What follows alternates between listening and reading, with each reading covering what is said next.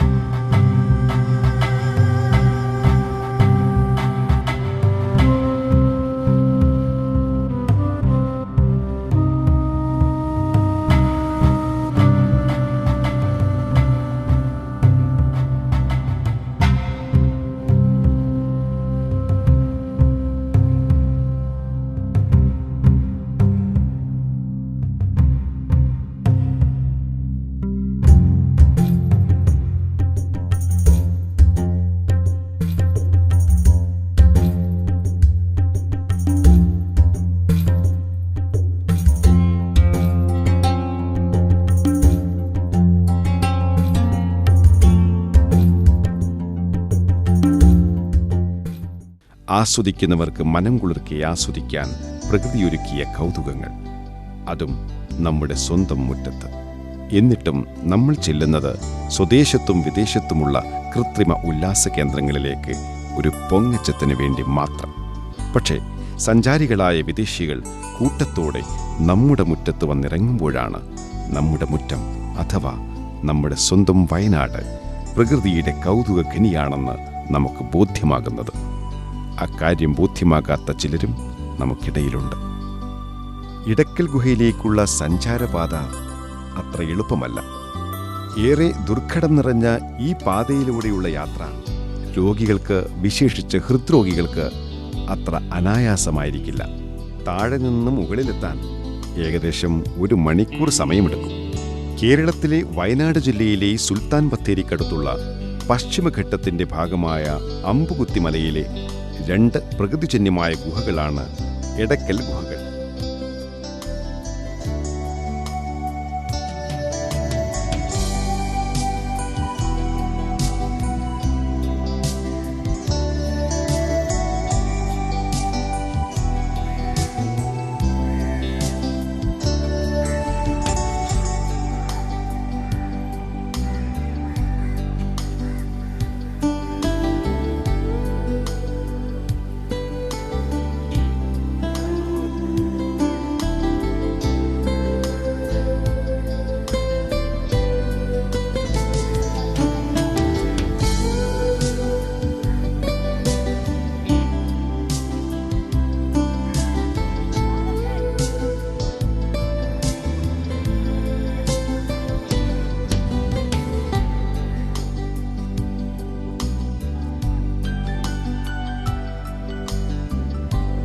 ചെറുശിലായുഗ സംസ്കാര കാലഘട്ടത്തിലെന്ന് കരുതുന്ന ശിലാലിഖിതങ്ങൾ ഈ ഗുഹയിൽ കാണപ്പെടുന്നു.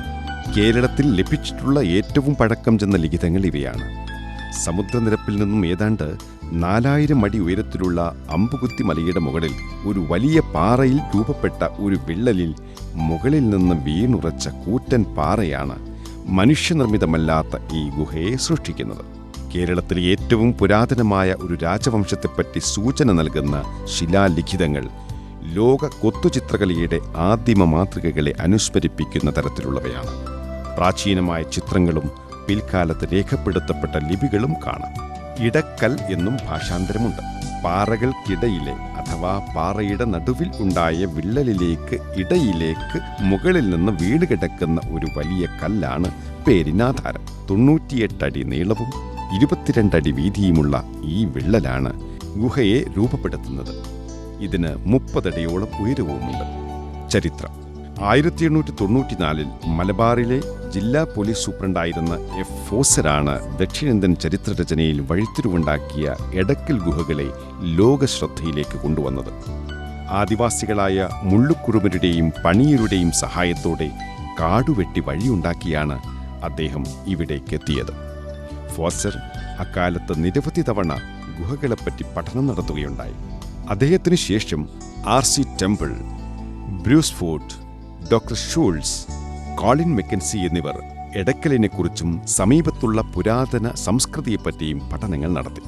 എടക്കൽ ഗുഹാചിത്രങ്ങൾ പ്രാചീന ശിലായുഗത്തിന്റെ അന്ത്യത്തിലുള്ള ചെറുശിലായുഗത്തിലാണുണ്ടായത്. ദക്ഷിണേന്ത്യയിൽ ഇത് ക്രിസ്തുവിന് മുൻപ് 10,000 മുതൽ 4,000 വരെയാണ്.